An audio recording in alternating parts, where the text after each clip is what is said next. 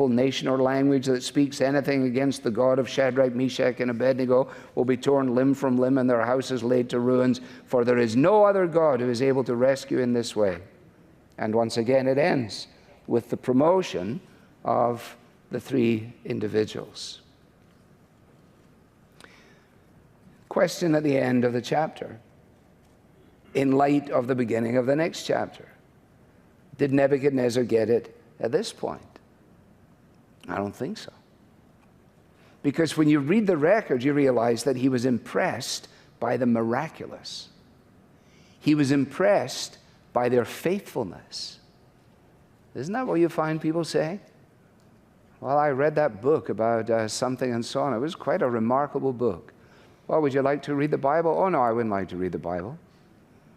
Or they attend a funeral service and they're impressed by the way in which the people give testimony to their understanding of God's promises in Jesus.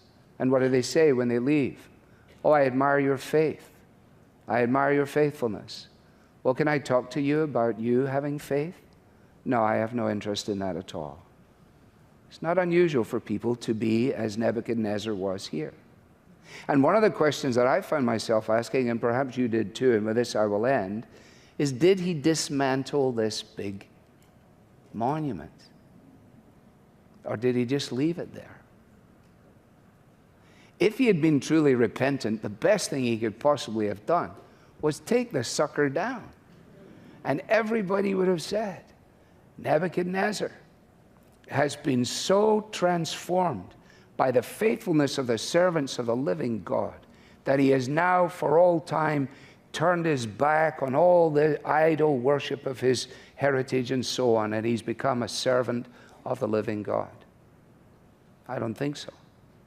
Because when you go into chapter 4, you find him in his proud, arrogant perspective, sitting out on his balcony, playing Old Blue Eyes.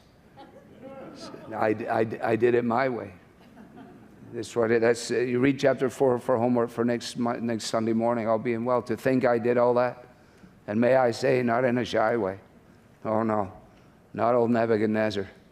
I did it my way. Isn't it amazing how close people can come to the miraculous intervention of God in a circumstance, in a life, and turn around and walk right outside the door again? I say to you again tonight, as I said to you this morning, you may be charmed by the gospel and yet unchanged by it. You may be brought to conviction and yet remain unconverted. You may be tonight under the hearing of God's word